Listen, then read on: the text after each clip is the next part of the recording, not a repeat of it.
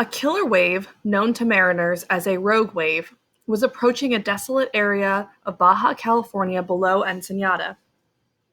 It had been born off the east coast of Australia during a violent storm. It had traveled almost 7,000 miles at a speed of 20.83 miles an hour. Driven by an unusual pattern of easterly winds, it was a little over 800 feet in length and measured about 48 feet from the bottom of its trough to its crest. On its passage across the Pacific, it had already killed 13 people, mostly fishermen in small boats, but also an entire French family of 5 aboard a 48-foot schooner. Melissa "Scoot" Atkins went below into the old Sea Dog's tiny galley, moving down the 3 steps of the companionway, closing the 2 solid entry doors behind her. Always a good idea in offshore sailing. The 3 horizontal hatchboards that were on top of the doors were also firmly in place, securing the 30-foot Baba type against sudden invasion of seawater. Rogues and sneakers have been around since the beginning of the oceans, and the earliest sea literature makes note of giant waves. The U.S. Navy Manual, Practical Methods for Observing and Forecasting Ocean Waves says, "In any wave system, after a long enough time, an exceptional high one will occur. These monstrous, outsized waves are improbable, but still possible, and the exact time of occurrence can never be predicted." Naval hydrography studies indicate that waves 15 to 25 feet high qualify for sneaker or sleeper status. The freak rogue is up to 100 feet or over.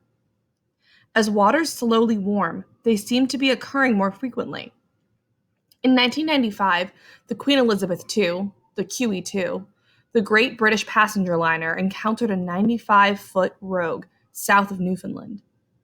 More than 900 feet long, the QE2 rode over it, but her captain said it looked like they were sailing into the white cliffs of Dover. Sullivan Atkins, Scoot's oldest brother, was steering the cutter-rigged boat on a northerly course about 15 miles off desolate Cabo Colnet, south of Ensenada. Under a brilliant sun, the glittering blue Pacific rose and fell in long, slick swells, a cold, light breeze holding steady. Below deck, Scoot was listening to Big Sandy and his fly-right boys doing a swing and west and singing along with them while slicing leftover steak from last night's meal. They'd grilled it on a small charcoal ring that was mounted outboard on the starboard side, at the stern, trailing sparks into the water. The Sea Dog had every blessed thing, including a barbecue pit, she marveled.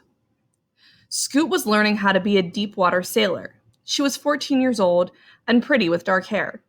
Though small in size, not even 5 feet, she was strong. She'd started off with 8-foot sabots.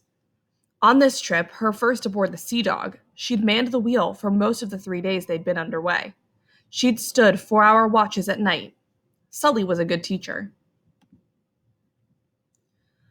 It was one of those perfect days to be out, Sully thought. The 3 Dacron sails belayed and whispering, white bow waves singing pleasant songs as the fiberglass hull, tilting to starboard, sliced through the ocean. It was a day filled with goodness, peace, and beauty. They'd come south as far as Cabo Colnet, turning back north only an hour ago. They'd sailed from Catalina Island's Avalon Harbor, the Sea Dog's home port, out in the channel off Los Angeles. Sully had borrowed the boat from a family friend, Bo Tucker, a stockbroker with enough money to outfit and maintain it properly. Built by Tashing of Taiwan, she was heavy and sturdy, with a teakwood deck and handsome teakwood interior, and the latest in navigation equipment. Sully had sailed her at least a dozen times. He'd been around boats, motor and sail, for many of his 19 years. He thought the old Sea Dog was the best in her category that he'd ever piloted.